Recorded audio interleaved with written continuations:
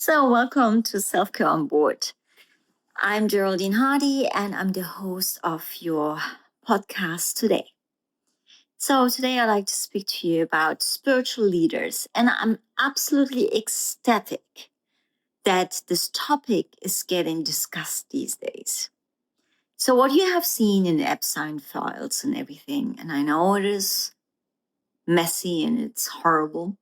We knew about this already during COVID, but no one believed us. So it's not such a big shock for us. And also seeing certain leaders out there who are spiritual leaders being involved in it, that's not a surprise for us either. So I'm saying us, mainly the people who are actually trying to do as best as they can their work and stay in integrity and in alignment. I'm not saying that we're perfect, not at all. We're human beings, or let's say we are spiritual beings having a human experience, and it's not easy. But I like to speak to you about something that I have observed also a lot on Instagram. And if you have gone to retreats, yoga retreats, vipassanas, or followed any spiritual communities, then you maybe have unfortunately experienced discrepancies.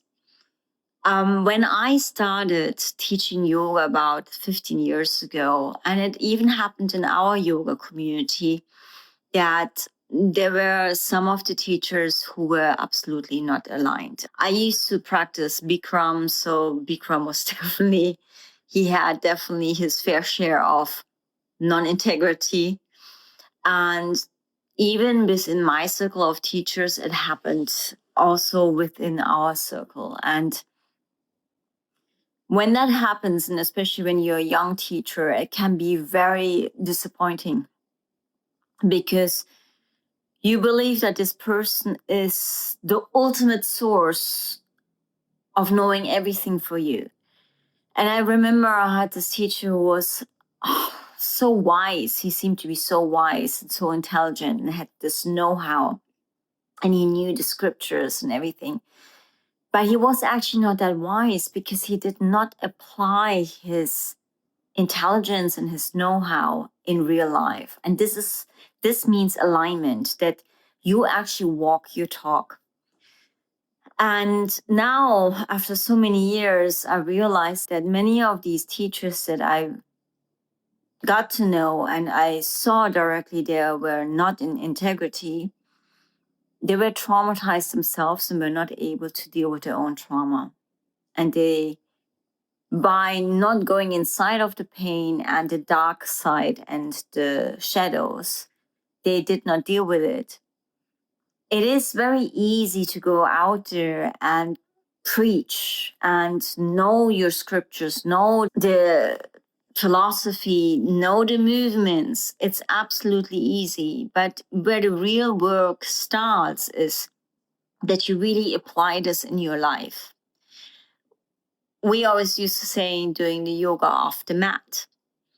And luckily I have a really great teacher that has taught me from the beginning, if you have a teacher in front of the class and he or she proclaims to be your guru, you turn around and walk away.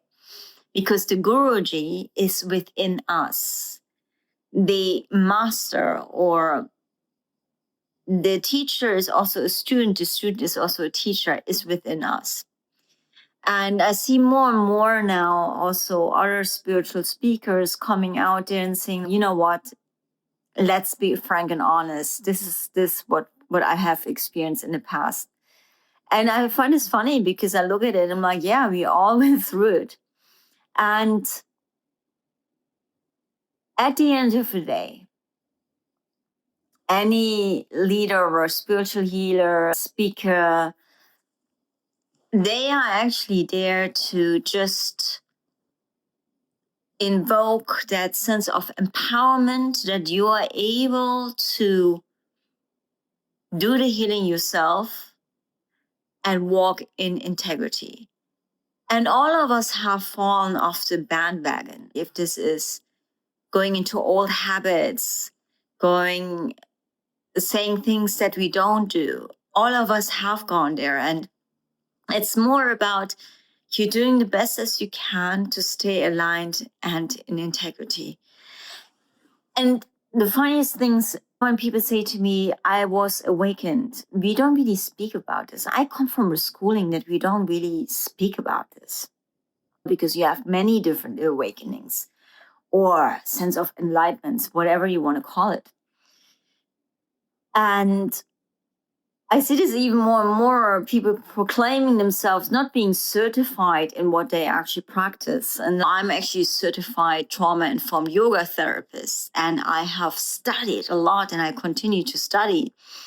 I'm a certified alchemy healer. I'm a certified NLP coach. And I'm now going through an instructor program. This will maybe take me 3 years in Tai Chi Gong.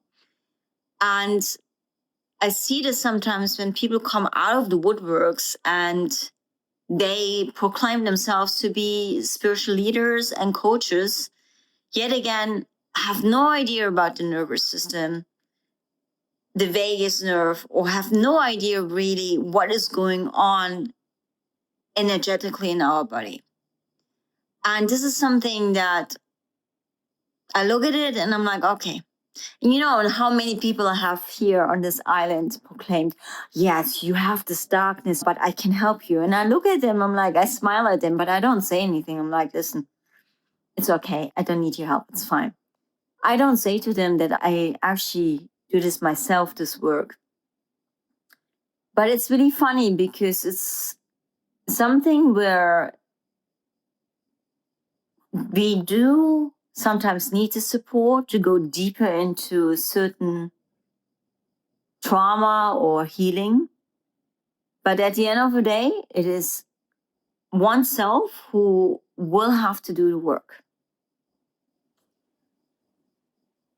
And I find it absolutely despicable when people use other people's weaknesses and make money out of it and create a following and get them hooked and attached and dependent on them. And I've seen that so many times.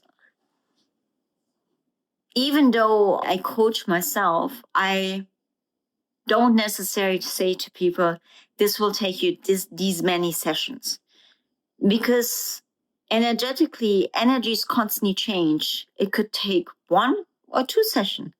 It depends on your own journey. It depends on your own way of working with it.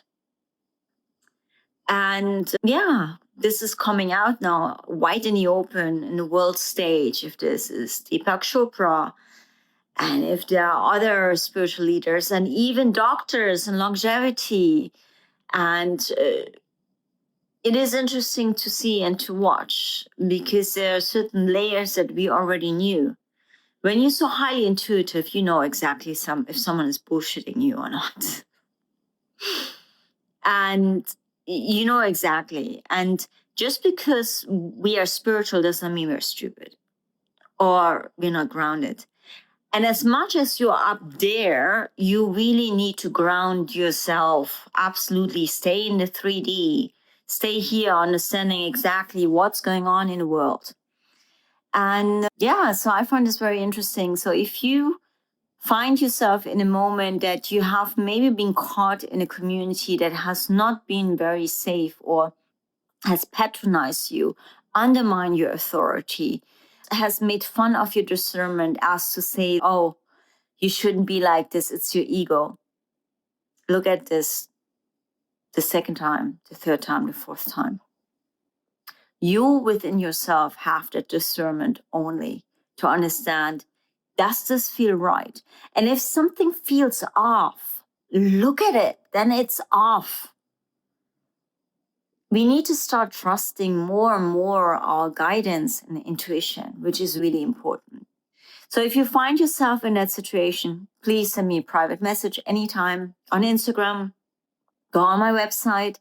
I've just launched a new program called Embodied Awareness, where I use all of the tools that I'm certified in to actually have created a very comprehensive approach on how you can be more connected with your intuition, how you can move more with consciousness level and awareness in your life and step into your purpose, and guiding you through transformation and sometimes heavy transitions and changes in our lives.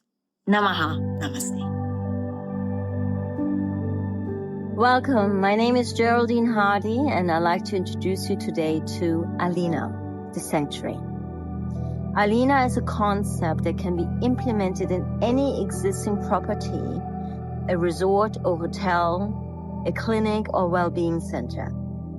We're going to combine longevity technology that you can find in stem cell therapy, infusions, peptides, and longevity technology machines with the ancient practices, including traditional Chinese medicine, yoga, Ayurveda, energy and frequency medicine, naturopathy, and homeopathy. These tools will be combined and formed into an individual protocol, customized and personalized to the patient to create a deep, profound healing journey. I'd like to share with you my journey. About 3 years ago, I was diagnosed with a benign tumor in my left breast. My autoimmune disorder also came back. I knew I had to really embrace profound change and transformation. So I worked on my physical layer with the longevity technology, but on my emotional and mental layer, I had to change my belief systems. So I used traditional Chinese medicine, yoga and Ayurveda, movement practices, energy healing and quantum healing techniques, as well as past life regression sessions to be able to release my trauma, my emotional wounding. That was the root cause of my diseases at the first place. And I thought to myself, if I can do this, everyone can do this. We see these days a lot of longevity technology coming up. It is almost a $7 trillion industry. What we are missing is really, how do you heal the emotional wounding, the trauma? And this is pretty much the root cause of any disease. With all of our partners at Alina the Sanctuary, we are creating protocols that will be individualized and customized to the patient's needs. Please join us on this journey that will be able to expand in growth immensely, and we are able to take the franchise to various different properties in the world. We have a light asset model, so we are offering the concept, not directly a property, nor do we lease a property or acquire an asset. This has been done deliberately. That keeps us being able to move fast in the market at the moment and be able to implement the concept easily and existing structures without having to renovate, to acquire an asset, or have any delays in building something.